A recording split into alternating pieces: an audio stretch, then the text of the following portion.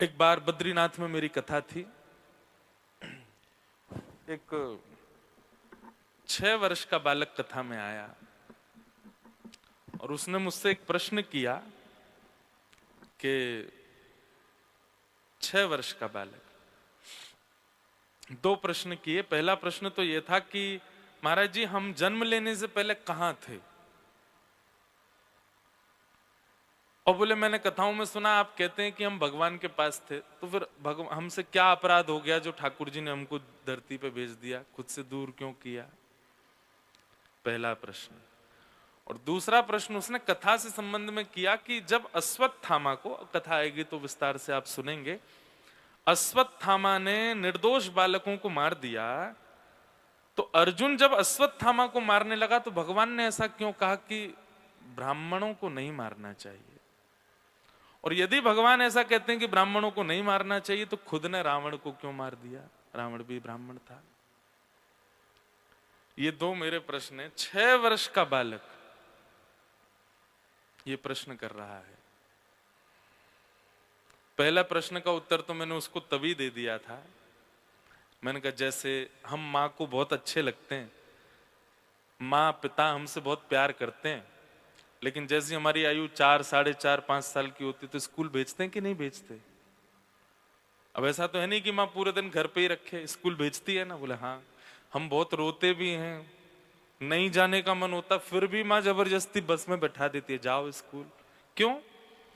क्योंकि कुछ समय के लिए जब हम स्कूल जाते हैं, अपनी माँ से दूर रहते हैं, प्रियों से दूर, तो वहां कुछ सीख करके आते हैं, खुद स्टेबल होना सीखते हैं। ऐसे ही हम हमेशा ठाकुर, अब ये बालक के समान उत्तर दिया गया, लेकिन ये आध्यात्मिक उत्तर भी यही है कि ठाकुर जी के पास हमेशा रहते हैं। ठाकुर जी कहते हैं, भाई अब जाओ संसार रूपी विद्यालय में जाकर के कुछ सीख के आओ। अनेक प्रकार के स्वभाव वाले, अनेक प्रकार के व्यवहार वाले लोग तुमको मिलेंगे, उनके बीच स्टेबल होके दिखाओ। और तुमको कभी कभी गाइडेंस करने के लिए कथाएं, राम कथा, कृष्ण कथा, भगवत गीता आदि ये सब ट्यूशन भी कहीं कहीं मिलेंगे। उनसे तुम गाइड कर पाओगे, अपने आप को सिखा पाओगे कि आगे के परीक्षाओं में मुझे क्या करना है। संसारिक विद्यालय है, यहाँ हम सब विद्यार्थी आए और यहाँ सीखने ही आए, हर दिन सीख रहे हैं हम। तो ठाकुर जी ने हमको पृथ्वी पर क्यों भेजा? सीखने के लिए भेजा, जैसे एक माता पिता किसी बालक को भेजते हैं। दूसरे प्रश्न का जो उसने उत्तर मांगा, मैंने कहा बेटा ये तो मैं पढ़ के बताऊंगा कि ठाकुर जी ने ऐसा क्यों कहा कि ब्रह्म बंधुर न हंतव्य। भगवान ने दो लोगों के लिए कहा है, एक तो ब्राह्मणों को और दूसरा स्त्रियों को मृत्यु दंड नहीं देना चाहिए। अब न्याय में तो जो भी है, हमारे भारत के न्यायालय में जो भी डिसीजंस लिए जाते हैं वो एक अलग पक्ष है, पर ठाकुर जी ने दो लोगों के लिए कहा आध्यात्मिक पक्ष से कि ब्रह्म बंधुर न हंतव्य और स्त्रियों को भी मृत्यु दंड नहीं। तो मैंने कहा मैं देखता हूं कहां ठाकुर जी ने ऐसा क्यों कहा, और फिर जब कहा तो खुद क्यों मारा। श्रीमद् भगवत गीता में भगवान ने वर्णाश्रमों का वर्णन किया और उसमें एक उत्तर मिला कि जो व्यक्ति जिस वर्ण का है, यदि वो उस वर्ण के नियमों का पालन नहीं करेगा, जिस वर्ण के नियम का पालन करेगा, मेरे सन्मुख वो उसी वर्ण का माना जाएगा। ब्राह्मण के धर्म क्या है?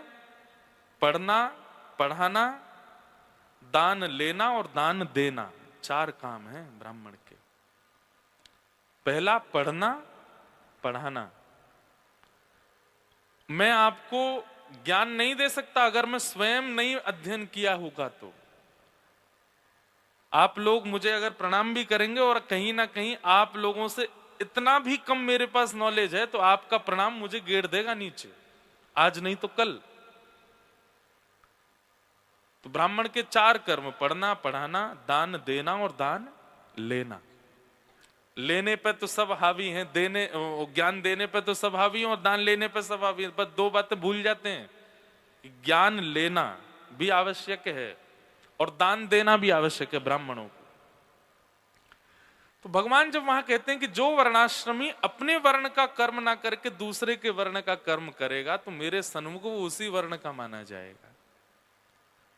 रावण ब्राह्मण है लेकिन अस्त्र लेकर के ठाकुर जी के आगे खड़ा है, जो कि क्षत्रियों का धर्म है,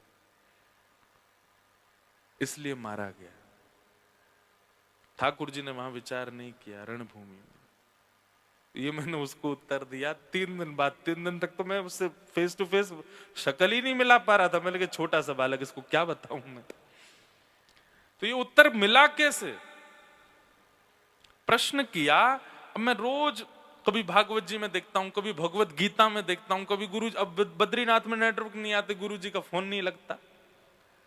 लेकिन गुरु जी ने कहा था कि भाई जिज्ञासा मन में रखो और भागवत जी के सन्मुख जाओ, भागवत जी अपने आप उत्तर देती है।